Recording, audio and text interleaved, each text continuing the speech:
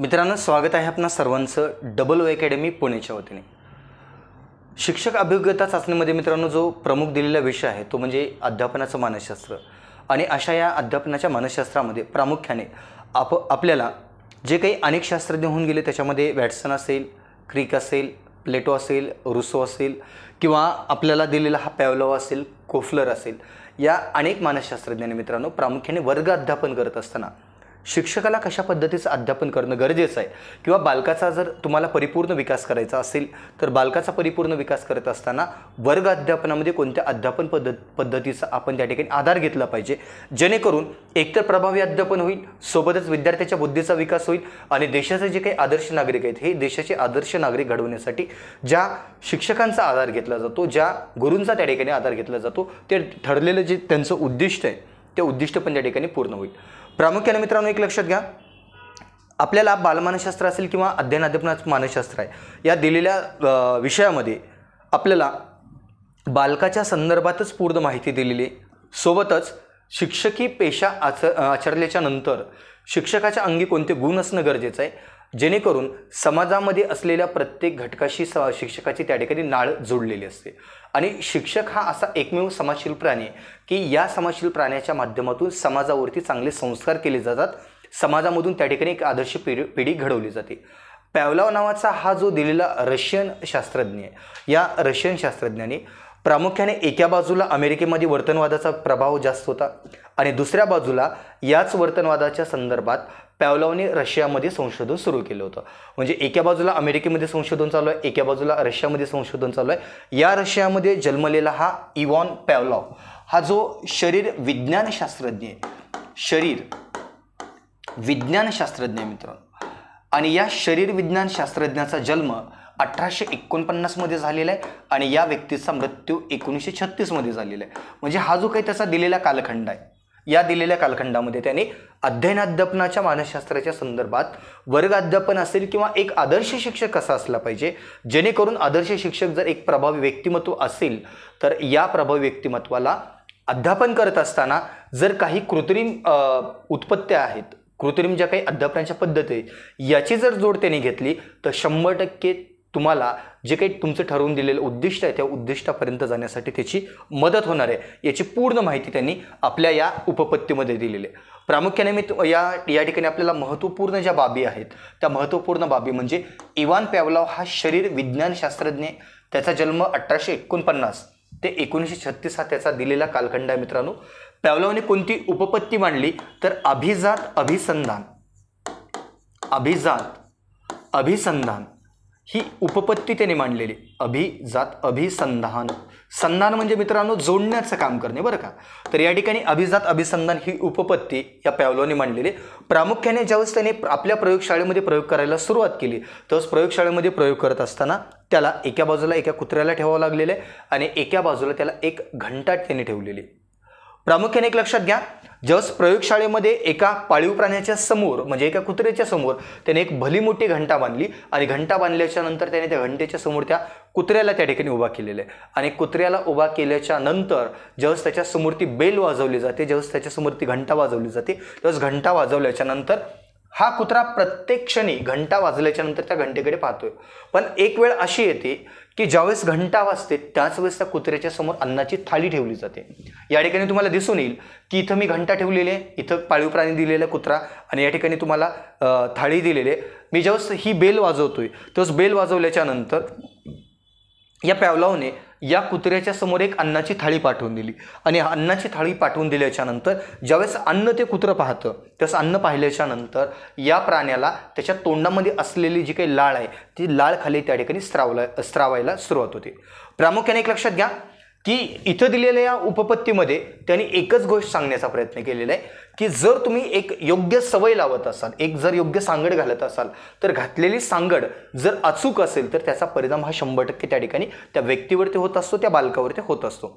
सांगण्याचं तात्पर्य या ठिकाणी आणखी एक मला उदाहरणाच्या माध्यमातून क्लिअर करता येईल की ज्यावेळेस तुम्ही एखाद्या रस्त्याने जाता त्यावेळेस रस्त्याने जात असताना प्राचीन काळी ज्यावेळेस सिग्नलची मार्केटमध्ये उपलब्धता नव्हती, प्राचीन काळी ज्यावेळेस विज्ञान तंत्रज्ञान जास्त विकसित नव्हतं त्यावेळेस एखाद्या मेन मेट्रो सिटीमध्ये किंवा जे मोठं नगर आहे, महानगर आहे, त्या ठिकाणी जो ट्रॉफिक हवालदार आहे तो ट्रॉफिक हवालदार एका मेन पॉईंटला थांबायचा आणि तो मेन पॉईंटला थांबल्याच्या नंतर जर समोरच्या बाजूने जर वाहनं येत असतील आणि मागच्या बाजूला जर त्याला वाहनं सोडायची असतील तर समोरच्या बाजूला येणाऱ्या वाहनाला तो हात दाखवत असते, जेणेकरून एक व्यक्ती हात दाखवतोय याचा अर्थ त्याच्या समोर जे उभा टाकलेली ट्रॉफिकची पूर्ण लाईन आहे, ती जी काही दिलेली रांग आहे ती रांग त्या ठिकाणी थांबली जायची आणि मागच्या बाजूने येणारे जे काही वाहनं आहेत ते वाहनं त्या ठिकाणी पुढे जायचे आणि त्याच्यानंतर त्याचा हात जेव्हा खाली यायचा तेव्हा हात खाली आल्याच्या नंतर त्याच्या समोरच्या बाजूची जे काही वाहनं आहेत ते पुढे यायचे.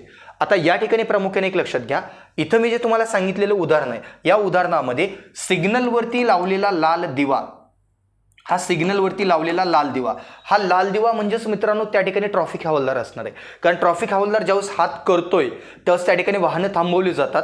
आता या ठिकाणी एका व्यक्तीचं काम हे त्यांनी कृत्रिम चेतकाला दिलेलं आहे. कृत्रिम चेतक म्हणजे त्या ठिकाणी आपल्याला सांगता येईल तो म्हणजे लाल दिवा, लाल दिवा लक्षात घ्या.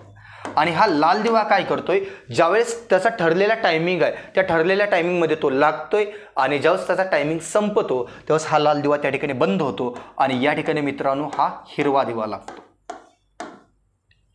पॅव्लॉने पण तेच केलेलं. ज्यावेळेस या प्राण्याला त्याने जवळ घेतलं त्यावेळेस जवळ घेतल्याच्या नंतर लाल दिवा म्हणजे त्याने इथं घंटा ठेवलेली आहे, ती घंटा वाजवली. घंटा वाजवल्याच्या नंतर त्या ठिकाणी कुत्रा सावध झाला आणि कुत्रा सावध झाल्याच्या नंतर त्याच्यासमोर अन्नाची थाळी आली.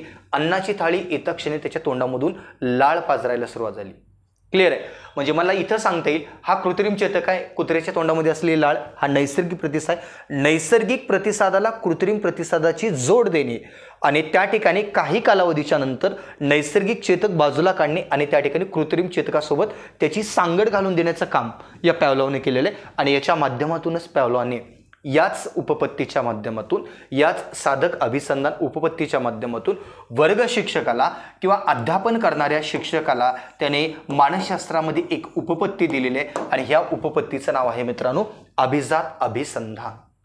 क्लिअर आहे. ही दिलेली उपपत्ती आहे आणि या उपपत्तीमध्ये पॅव्लॉवने एक सांगितलेलं आहे, जर तुम्ही वर्ग अध्यापन करत असाल तर वर्ग अध्यापन करत असताना शिक्षकाने विद्यार्थ्याला ज्या पद्धतीची सवय लावलेली असते, एखादा कुशाग्र बुद्धीचा विद्यार्थी पाहता क्षणी तो आपल्याला प्रश्न फेकतोय, प्रत्येक वेळेस तो प्रश्नाचा भडीमार करतोय आणि एका बाजूला मंद बुद्धीचे विद्यार्थी येतं.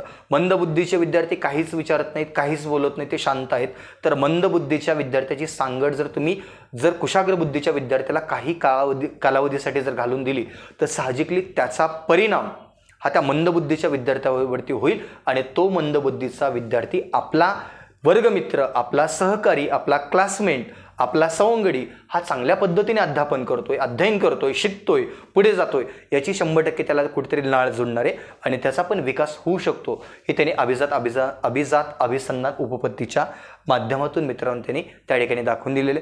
प्रामुख्याने OO अकॅडमी पुण्याच्या वतीने मित्रांनो आमच्या शिक्षक अभियोग्यता चाचणीसाठी उपयुक्त असलेला जो कोर घटक आहे तो बालमानसशास्त्राचा असेल, गणिताचा असेल किंवा बुद्धिमत्तेचा असेल, या पूर्ण विषयाच्या संदर्भात मित्रांनो आमची सध्याला फास्ट ट्रॅक स्वरूपाची बॅच उपलब्ध आहे. या ठिकाणी 1500 रुपये मित्रांनो त्याची फास्ट ट्रॅक बॅचची फीस आहे. त्यामध्ये गणित असेल, बुद्धिमत्ता असेल, मराठी व्याकरण असेल, इंग्लिश व्याकरण असेल किंवा अभिजात अभिसंधान सारख्या मी आत्ता जिथं तुम्हाला उपपत्ती सांगितली तो महत्त्वाचा असणारा कोर घटक म्हणजे मानसशास्त्र, या पूर्ण विषयाची मित्रांनो फास्ट ट्रॅक स्वरूपाची बॅच उपलब्ध आहे. ज्या विद्यार्थ्यांना आमच्या या ठिकाणी बॅचचे ॲडमिशन घ्यायचं आहे त्या विद्यार्थ्यांनी 97 65 41 67 92 हा मित्रांनो माझा दिलेला मोबाईल नंबर आहे. या मोबाईल नंबरला तुम्ही त्या ठिकाणी कॉन्टॅक्ट करा आणि कॉन्टॅक्ट करून तुम्ही त्या ठिकाणी ॲडमिशन तुमचं कन्फर्म करा. सोबतच 80 10 45 77 60 हा आमच्या अकॅडमीचे प्रमुख आदरणीय पदमजी जैन सरांचा मोबाईल नंबर आहे. त्यांना तुम्ही कॉन्टॅक्ट करू शकता आणि तुमचं ॲडमिशन कन्फर्म करू शकता. मानसशास्त्राचे मित्रांनो तुम्हाला अनलिमिटेड रेकॉर्डेड स्वरूपाची बॅच अशाच पद्धतीची मी उपलब्ध करून दिलेली आहे. तेही बॅच तुम्ही त्या ठिकाणी खरेदी करू शकता आणि जेणेकरून याच बॅचच्या माध्यमातून तुम्हाला 100% जो उपयुक्त असलेला घटक आहे, जो की शिक्षक अभियोग्यता चाचणीमध्ये महत्त्वाचा पॉईंट आहे, त्या पॉईंटसाठी उपयुक्त असलेले प्रश्न MCQ स्वरूपाचे आम्ही त्या ठिकाणी उपलब्ध करून दिले आहेत. सोबतच जो महत्त्वाचा टॉपिक आहे त्याचा पण कोर घटक आम्ही त्या ठिकाणी घेतलेला आहे, त्याचा तुम्हाला 100% फायदा होणार आहे. मी या ठिकाणी तुम्हाला बघा सोबतच अंकगणित आणि बुद्धिमापनची पण मित्रांनो दररोज 2 तास लाईव्ह क्लास चालू आहे. फक्त 599 रुपयामध्ये मी तुम्हाला या ठिकाणी बॅच उपलब्ध करून दिलेली आहे. त्या पण बॅचचं तुम्ही त्या ठिकाणी ॲडमिशन घेऊ शकता आणि एका परिपूर्ण विषयाच्या माध्यमातून, एका अनुभवी शिक्षकाच्या माध्यमातून तुम्ही तुमच्या विषयाची कॉन्सेप्ट त्या ठिकाणी क्लिअर करू शकता आणि चांगल्या पद्धतीचे तुम्ही मार्क मिळवू शकता. मी तुम्हाला आत्ता सांगितलेले ही अभिज्ञता चाचणीसाठी मित्रांनो, सोबतच फास्ट ट्रॅक स्वरूपाची जी आत्ता बॅच सांगितलेली आहे ती फास्ट ट्रॅक स्वरूपाची बॅच पण या ठिकाणी 25 दिवसाची रिव्हिजन स्वरूपामध्ये आम्ही उपलब्ध करून दिलेली आहे. मी या ठिकाणी थांबतोय. धन्यवाद.